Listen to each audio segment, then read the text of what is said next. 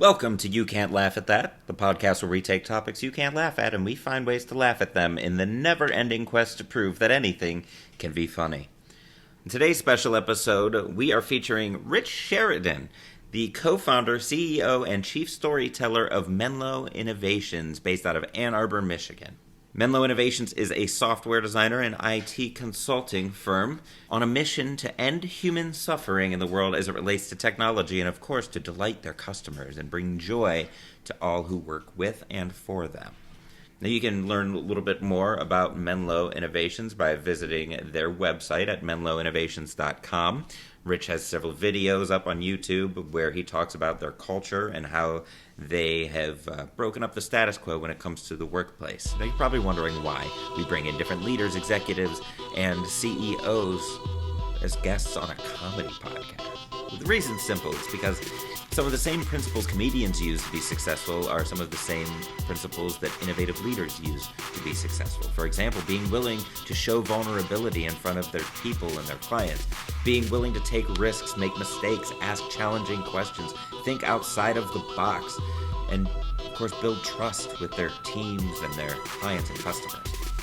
Now, these outside of the box ways of looking at work are innovative in that for so long too many leaders have tried to be serious and have all the answers and know everything. Well, that's not helpful in today's workplace. The world is moving faster than it ever has before, and we need to develop skills to adjust and adapt to that. And some of those same skills come into play when a comedian is on stage dealing with a heckler or trying a new joke or trying to figure out how to construct a set list and connect with their audience.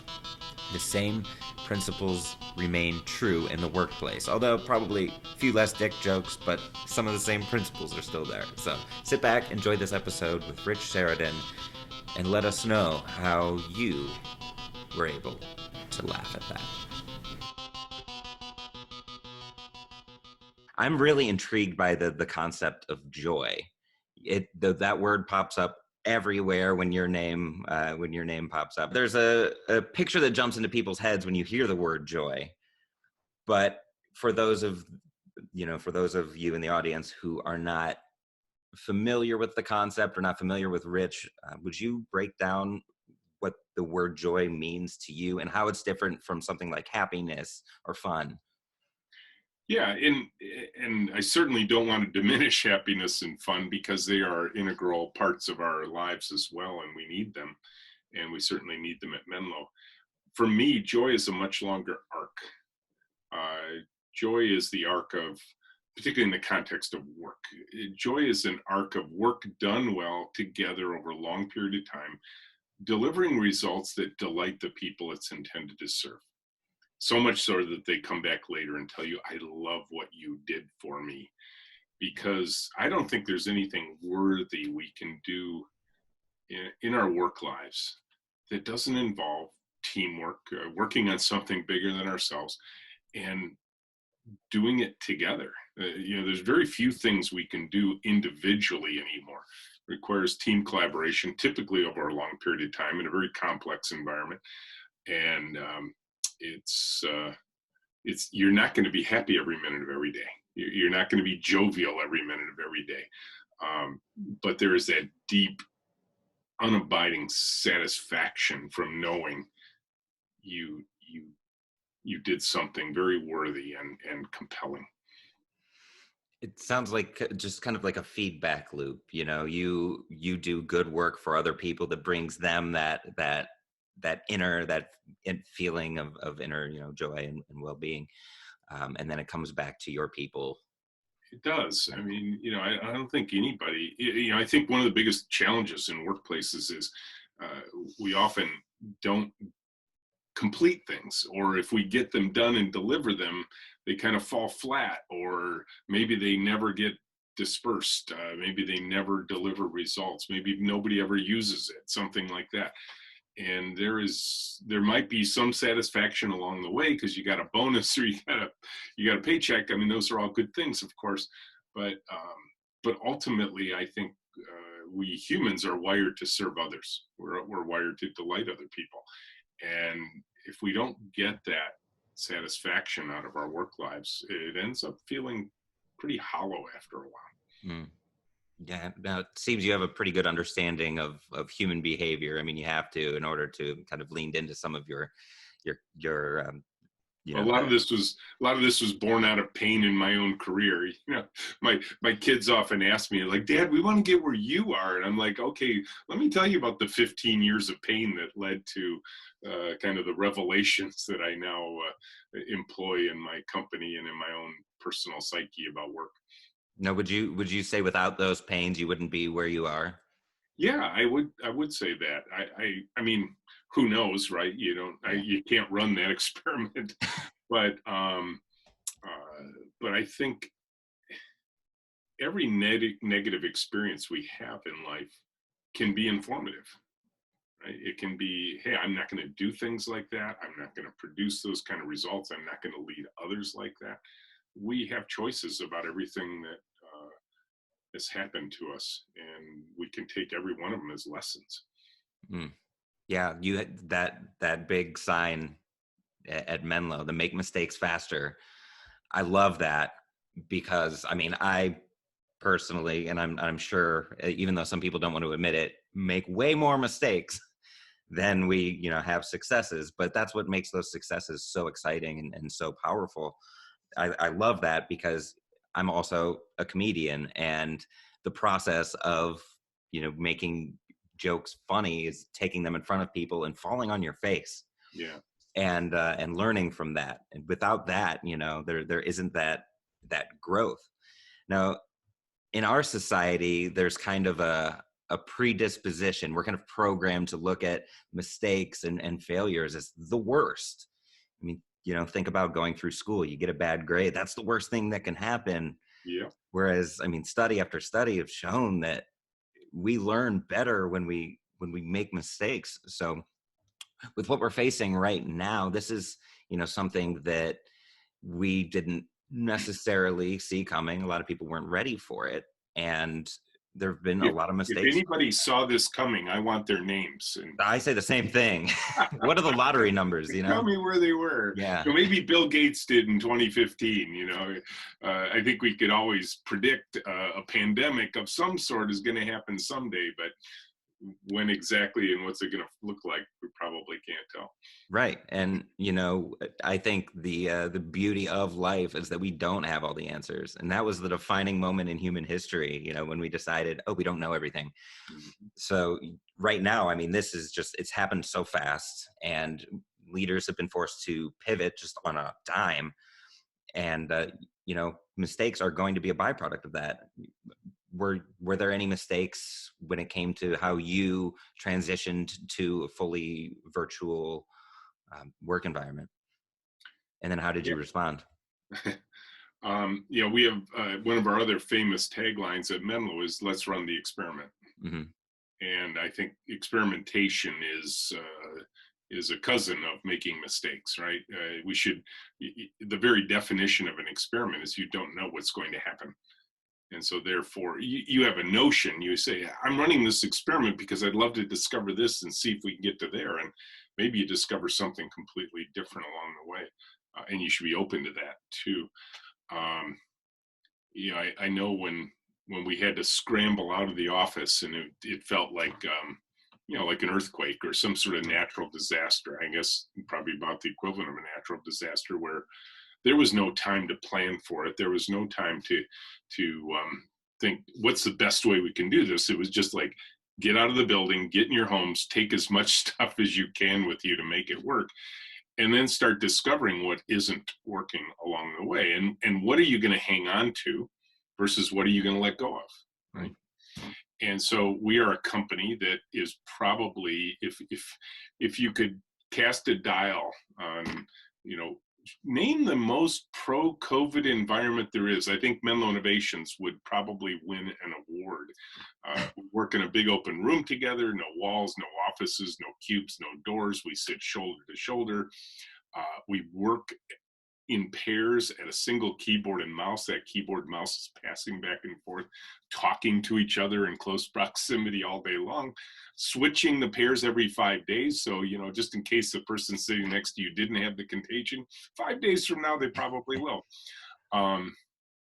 and then we pass around a two-horned plastic Viking helmet at stand-up every single day. So we make sure everybody's touching the same thing every single day. And so this was a radical change for us.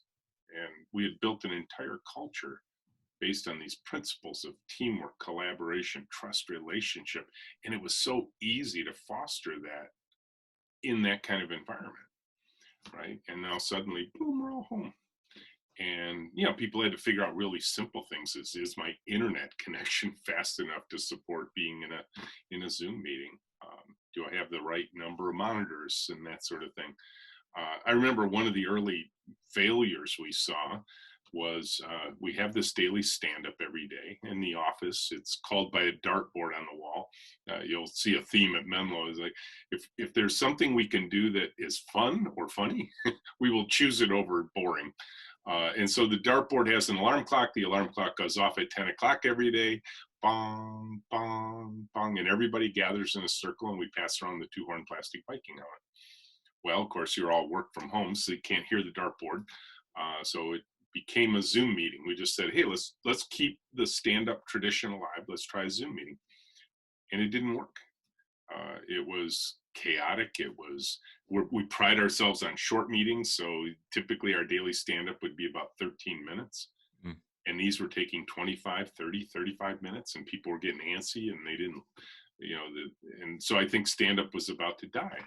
And so the team, their nature is to run small, simple experiments. And so somebody said, hey, I know, how about when you sign into Zoom, just put a little chat message in saying, Rich is next with David. Because we work in pairs, we report out in pairs. And that was one of the difficulties in this Zoom meeting was you couldn't tell who the pair partners were. You couldn't tell who was next. When the plastic Viking helmet is moving around the circle, it took a lot of organizational principles, threw them out the window, because it was like whoever has the token is speaking, and you know who's next based on the pattern, and you can tell who's paired together. And we weren't seeing any of that in Zoom. So the team said, let's use the chat window and let's just line it up. And within a day, it was all fixed. Suddenly our stand-up meetings were going at 13 minutes again. There was higher energy. There was a lot more camaraderie in it because there wasn't all this stumbling and bumbling and fumbling around. And so it worked, and it's been working ever since. And so very, very simple experiment. I'm not even sure who came up with it, but it worked. That's awesome. I mean, just being open to suggestions like that. I mean, you have to be in order to have, traditions like that. Now, I'm very intrigued by the stand-up meetings. I've done some research, and you allow guests in back pre-COVID, which is a really cool concept too. Just actually post-COVID too. It just okay. So we could talk about that because that's another experiment. Yeah, please. Oh yeah, well, we, as you say, we've always opened our doors to the world. We want to share with the world what we've learned. Not kind of a, hey, look at us, aren't we amazing, and you should be just like us. That's not our intention, but simply to be an example. Because I think a lot of times people read books or they hear speakers at conferences, they're like, man, I get it, but boy, I'd love to see a living, breathing example. And we are one of those places you can come. Mm-hmm. And so people would come by the thousands every year. We were expecting 5,000 visitors to Menlo this year. That's amazing. And from all over the world. I mean, they literally, every populated continent, people would get on airplanes, they'd fly, book a hotel room, come and see us for anywhere from a couple hours to several days. And so that all ended, of course, because there was no place to go see, and nobody's traveling, and nobody wants to get on an airplane. And it felt unnatural for us to not have visitors. I mean, we were having typically 1 to 3 tours a day of Menlo. It was just part of our culture that you'd see visitors coming around, seeing, being at stand-up, all that kind of stuff, asking us questions, made us better. And now gone, and gone for months. And then finally, one of our friends called up and said, how are you guys doing? I'd love to see, can you show us what the transition? And, much like the daily stand-up experiment, we said, well, would you like to take a virtual tour of a virtual Menlo? And they said, you can do that? And we're like, we don't know. Let's try it. Let's see how it works. And it really worked well. It wasn't just, it wasn't like you could, we always imagined a virtual tour as like somebody walking around with an iPad, Right. showing pictures of things. No, it was some pictures of the old Menlo and then how we transitioned to the new. We jumped in on some people who were in their Zoom meetings in their pairs and talked to them, and they just loved it. And so we put out a nice little blurb. They put out a blurb on LinkedIn about their experience, and we answered with a, hey, if you're interested in a tour, click this link. Tell us. Oh my gosh. We've done well over 100 tours since June 5th. We're doing one. I'm right after this. I have to go lead a tour. And it's been delightful. And the neat thing is, talk about democratization of tours. People are coming now from all over the world who would have never been able to come before.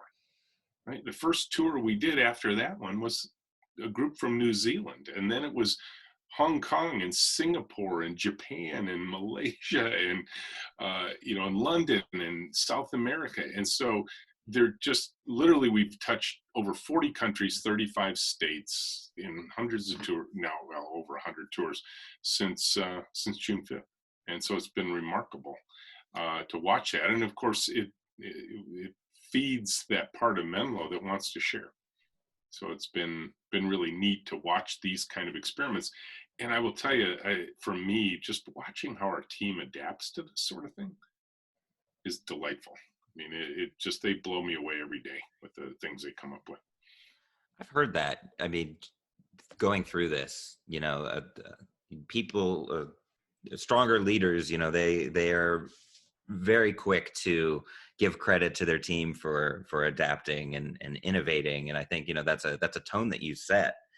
And, thinking outside the box, in today's world, it's needed now more than ever. I mean, I'm sure you're well aware of the incoming wave of automation and AI, and that creativity and that thinking outside of the algorithm is so vital. And Absolutely. yeah, how do you make it okay? Like, how do you show your vulnerability to communicate that it is okay to fall on your face if you're trying something new? Probably by falling on your face. I think my team saw, and I didn't try and hide it. They adapted a lot faster than I did. I was back on my heels. I mean, I'm a guy who writes books about the way we put things together, why we do them the way we do them. I give talks around the world. I mean, for 19 years, we've been sort of counterculture and quite frankly, anti-work from home. Mm. It's not like we never did it, but we certainly did embrace it. And now all of a sudden it's like, oh no, you're going to do this. And I can still remember early on, I probably tell this story to remind the team how much I was affected by this, because they've heard it many times. In that sort of week between, it's clear we're going to have to leave, and we haven't left yet. We have been told to leave, and the team's starting to peel away, 6 at a time type of thing, going home. Mm-hmm. And the amount of people in the office is getting smaller and smaller, but I was still there. And that took like 4 days, right? Before all of a sudden, boom, we're all gone. And in the midst of that, so it must have been Tuesday, March 17th. I mean, because it's Friday the 13th, right? Monday the 16th. I mean, we all remember these days and what the heck was happening at that time. And I think that Tuesday, I looked at Erica, who was sitting next to me, because I think one of the ways I do it, David, is just to be out in the room with everybody else. So they see the real me there. I'm not like tucked away in a corner office or anything. I'm out at the same 5-foot tables as everybody else. And I looked at Erica and I said, what is today? She said, it's Tuesday. I said, no, what day of the week is it? And she said, it's Tuesday. And I said, no, like, what day of the week is it? And she said, it's Tuesday. And she went and talked to my co-founder. She says, I'm worried about Rich. Right. And he said, oh, he'll be fine. He's just a little stressed right now. But I will tell you, they adapted faster than I did. and I think part of Menlo is because it isn't top-down hierarchical. They just, if there's no like boss you go to and say, hey, what should we do today? They just start doing it. And then they would catch me up on what they're doing, and they're still doing that. And it's been delightful, because I think the part that was unnerving for me personally was my calendar empty. Right? All of a sudden, all the trips I was planning, all the people I'm going to visit, all the tours I'm going to lead, all the classes I'm going to teach is just gone. And I think for me, that was really unnerving. But fortunately, the team structure was, no, we just keep plowing ahead. And they did. And it was fun to watch and really satisfying for me, and probably a great reminder that building an intentionally joyful culture, now I realize, is the most important thing we've ever done. How has that the idea of joy, how has that carried on through the pandemic? And would you say that concept is even stronger now because of this shared experience? Yeah, I think there's nothing like a good crisis to test a whole bunch of systems that you put in place, right? And I think, no question, and I don't want to draw some picture like everything's going perfectly for us, but I think there's probably two things that have been just foundational principles for us that have kept us going through these tough times. Number one is the pairing construct of Menlo. This is what Menlo looks like. You and me together all day long at a Zoom meeting, sharing a screen. And what number one thing that combats in this world, in the pandemic world, is loneliness and isolation. No one's ever alone at Menlo. Nobody's ever sitting there stuck wondering, who should I reach out to help me get unstuck? And I can just hear this from other workers, even in my family, my broader family, who are working in isolation at home, and they're just frustrated because they don't have peers to call up and ask, or they do, but there's just that little extra obstacle that isn't like, hey, David, can you come here a second, right? But we still have that because you got your pair partner. And because you have your pair partner, if we're like, hey, we need help from James right now, and I might say, well, what's he doing? And you're like, no, let's just call him, right? And so you get past those bumps. And then the other part is just our tradition of like raw transparency about how things are going. And they're not going that well. I mean, just like every other business, we've watched our revenues drop. We've watched our customers back off from projects and so on. And my general managerial edict over all the years of Menlo is, if you don't share information, people will make stuff up in its absence. Ooh. And they never make up a better story than reality. They always make up a worse story. And so we've been, every Thursday, we share the financials with the team, and then we give them a chance to ask us questions. And they see us, wrestling with, what could we try? What could we do? How would this work? And then you see people volunteering up ideas, or how about if we try this, and that sort of thing. So to me, those are the things that are going to keep us alive and moving through all of this. You can't laugh at that. Can't get enough of You Can't Laugh at That? Check out our Patreon at patreon.com/You Can't Laugh Pod.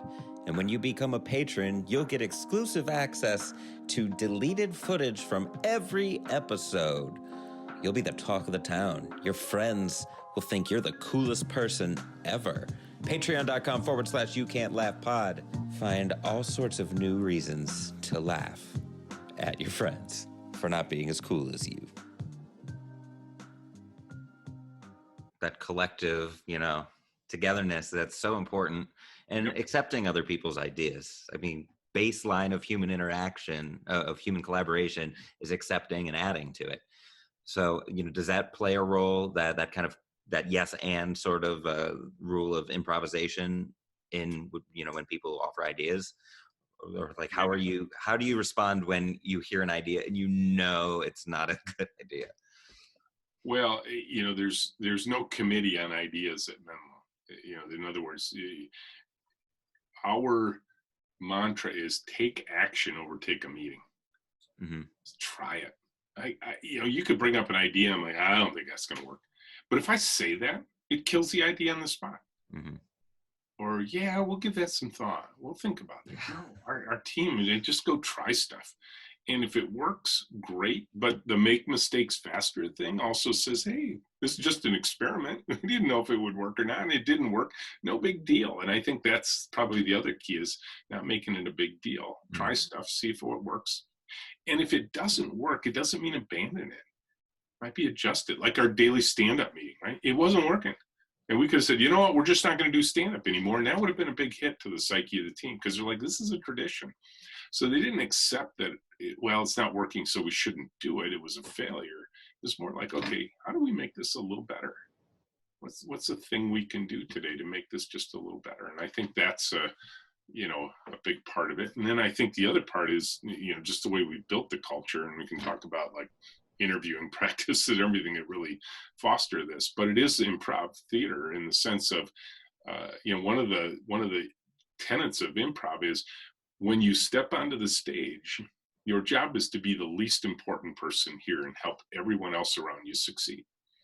And if there was a connection between Menlo and improv, that's it. That's such a powerful concept too, I mean, there are so many valuable lessons that you can take from something that seems so innocuous, something that, you wouldn't associate with the workplace, that it's so powerful. Well, it's the anti-hero culture, right? And that's where I was in my past. I was the number one hero, and I hired other heroes, and I built a team of heroes. And I was telling every one of them, you're the most important person on your thing. You're the most important person on your thing. And it doesn't build teamwork. It doesn't build trust. It doesn't build relationships. It builds silos, and those silos are isolated from one another. Now, it's evident that you have a pretty good sense of humor. Was there a moment throughout this pandemic where you took a step back and you said, you know what, someday I'm going to look back at this and laugh? Well, no question, there are significant lessons, and you hope to live to tell about it. I would say that there were 3 laugh points that I've shared with the team and with the world since then, because when people would come to Menlo on tours, and they would say things like, hey, this looks really amazing. What's the number one problem you have here that you haven't solved yet? And my instant answer for 19 years was communicable disease. Huh. Right? I mean, you think about our environment. If somebody comes in with, a cough, a sneeze, a hack, a fever or something, and they work, and they're sitting next to their pair partner, and then we switch the partners, we would often talk about this time of year, we start to get Menlo kennel cough. Right? And Kennel cough, that's fine. So, you think about current environment and like, oh, communicable disease. Okay, get out of the building, get out as fast as you can. And then people would say, well, of all the things you do here at Menlo, what's like one thing that you just wouldn't let people take away from you that would kind of kill the whole thing? And I said, well, if there was ever a government edict that would say you can't work in pairs in a big open room, I'd probably say we're done. That's going to be the end of Menlo. And then I'd say, but why would the government ever say something like that? So, I guess, my point of all this is I got to be really careful what I say going forward, because those almost feel predictive now. Little did you know. Right. And, but I think ultimately we've learned a ton through this.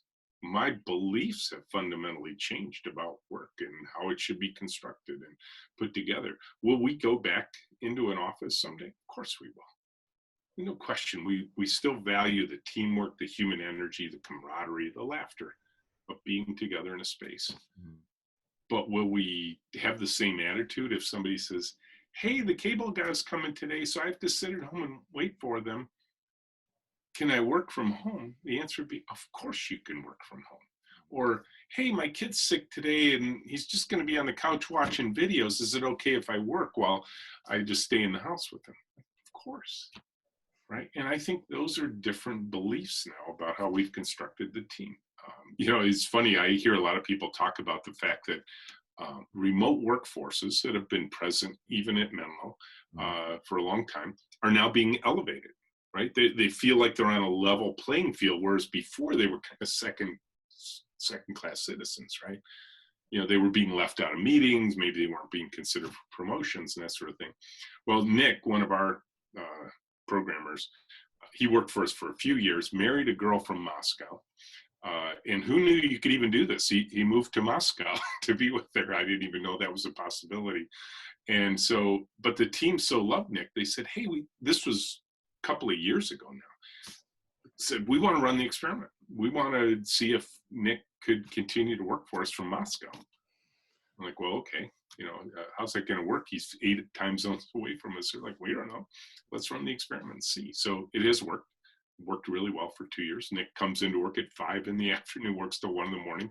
They've had a child in the meantime, little George, one of the Menlo babies now. But when the pandemic hit, Nick went from, hey, we really like having Nick around, to, no, Nick, tell us how this works. Tell us what we can learn from what you've learned, right? Nick was kind of our expert on work from home. And so he was invaluable in those first few weeks, teaching us things that he learned about working in a remote way. It's like, thank God we ran that experiment. Right. What a paradigm shift, though. That's very, I don't know if ironic is the word, but the fact that, what you used to say was your biggest weakness, the kennel cough. And what you used to say was, if you take that away, it's going to hurt us. That's actually the solution to the weakness. That's interesting. I mean, it kind of takes that sense of humor to make that connection now. Yeah, and I think the other thing, in my old days, in my previous life, I got to the point where I was really despondent about my career. I didn't know where I was going to go next. I didn't know what I was going to do, and I was actually contemplating starting a canoe camp in the Boundary Waters, which my wife and my daughter still laugh at me at. But now my kids are convinced I will never retire. Right? They're like, why would you? You're having so much fun at work. Why would you retire?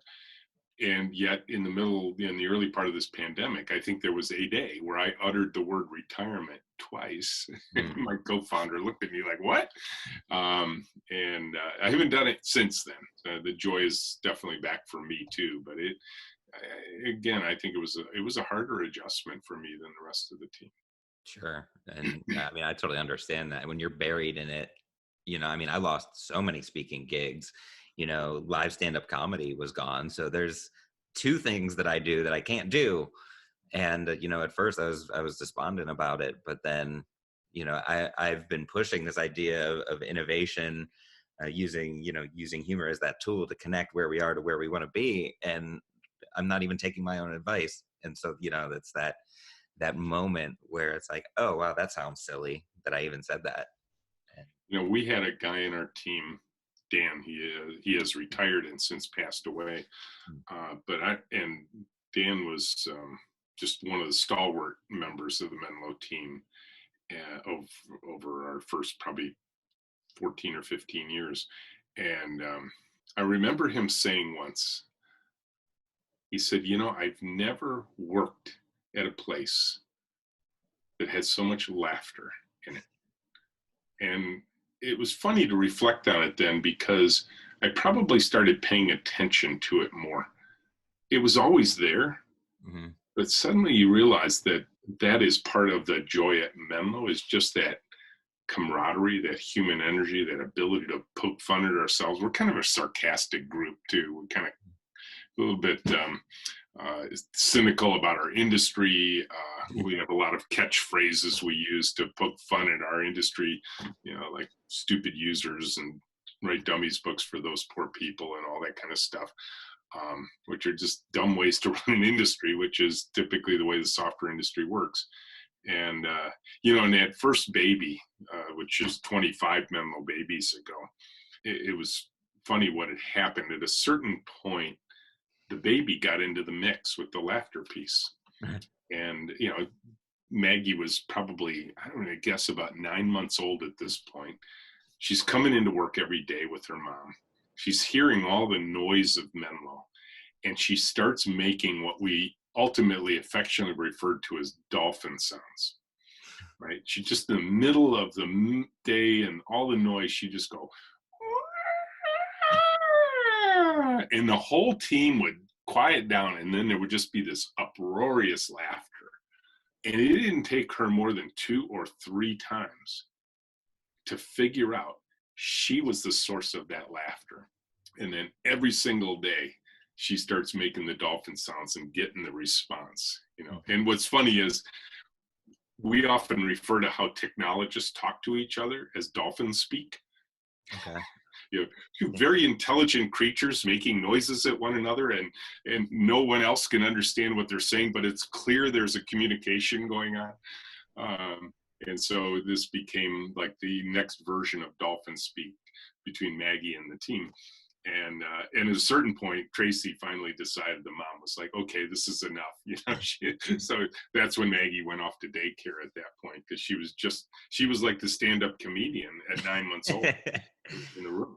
And the team absolutely loved it. And I think that probably for us really cemented the idea that having a baby in the workplace brings a tremendous amount of energy in. Right. I mean, you have dogs, you know, I've listened to you talking about Menlo cats now that we're working from home. I mean, that's a little bit harder to manage in the office, bring a cat. Yeah, I don't think the cats would work. Although there was one guy who tested the limits beyond compare.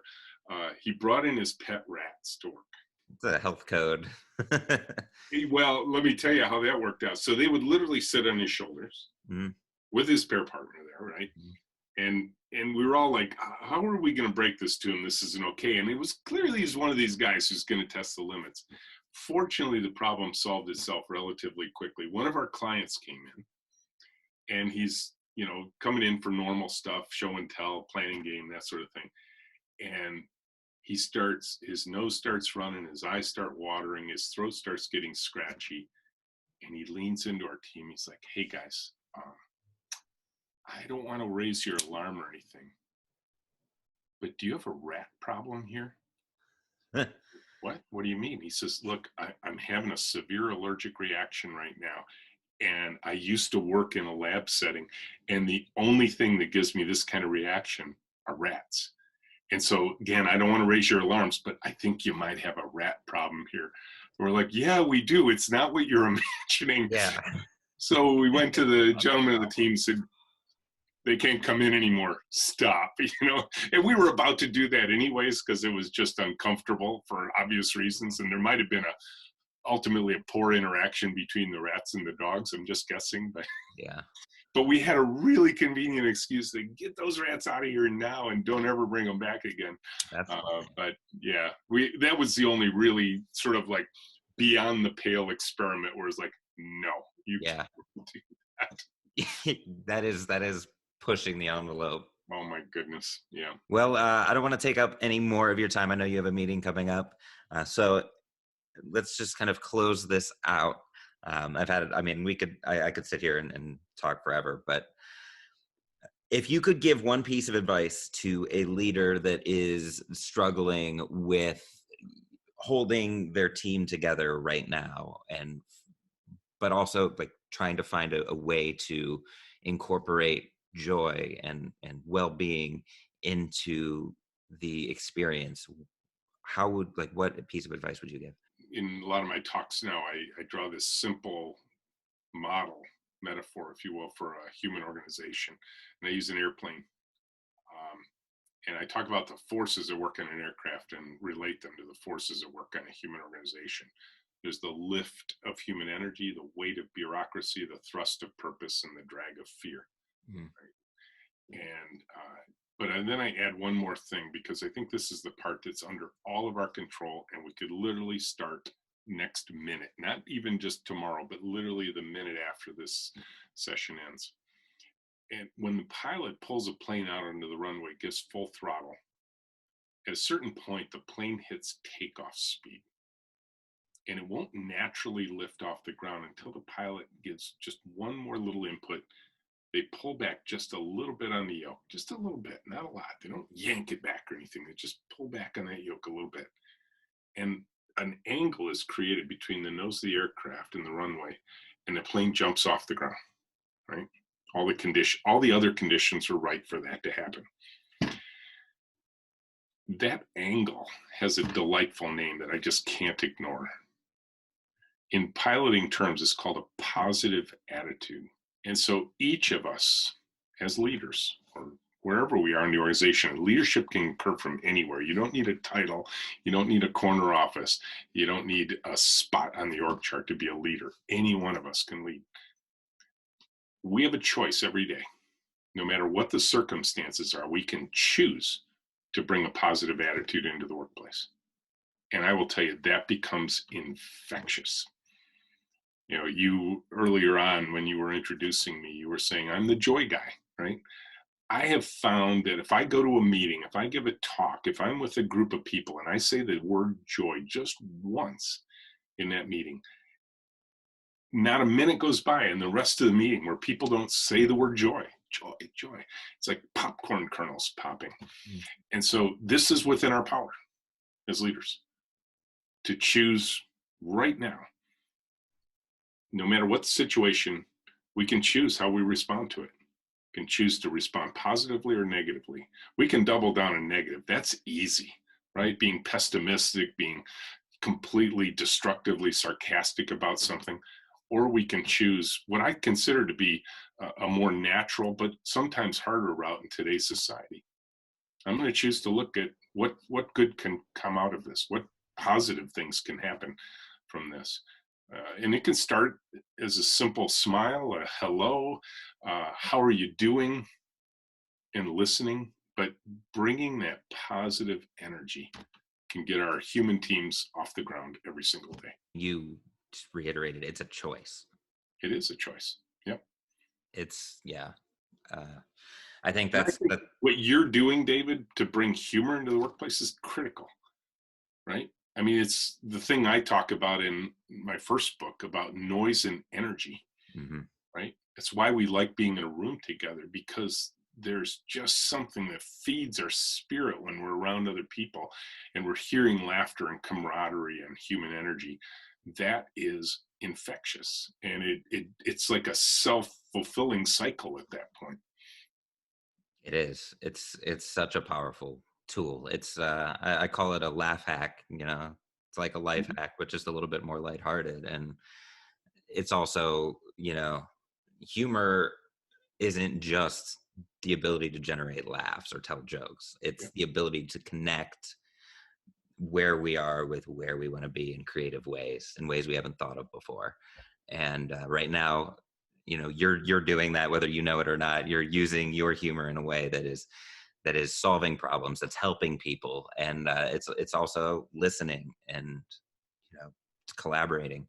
So, you know, I want to thank you for doing that and bringing that energy and that positive attitude to the people that with whom you interact. Yeah, I'm one of my favorite quotes that I use in almost every talk I give is from John Naisbitt. He wrote in Megatrends in 1982, and he said, the most important breakthroughs of the 21st century. Now, remember, he was writing this in 1982, so I really appreciate his vision, right? He was a futurist. He said, the most important breakthroughs of the 21st century are not going to occur because of technology, but because of an expanding concept of what it means to be human. I think that's what we spent the last hour talking about. Yeah. Because here's the rub for all of us, no matter where we are, what industry we're in, what domain we're part of, or what part of leadership we're in. There are only 4 things left that aren't going to be AI'd away: creativity, imagination, innovation, and invention. Those are uniquely human qualities. And they're born out of a part of our brain that literally shuts down when we're afraid. And so by keeping ourselves out of the fear place, particularly the manufactured fear that we often use to motivate, right? We keep ourselves out of that place. We stay in a human place. And I literally think humor is one of the ways we do that.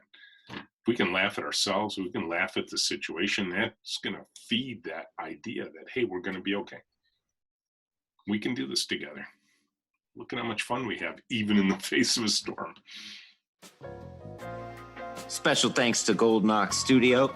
You can find Golden Ox Studio for all your podcasting needs at goldenoxstudio.com. Hit up Jeremy. He is fantastic to work with, a professional. He makes podcasting easy. And if you've been kicking the tires on starting your own podcast, definitely give Golden Ox Studio a look.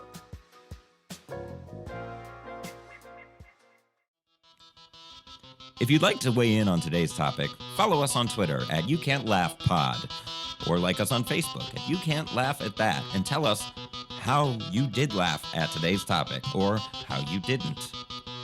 This is all about the conversation, is what I'm saying. All right, bye.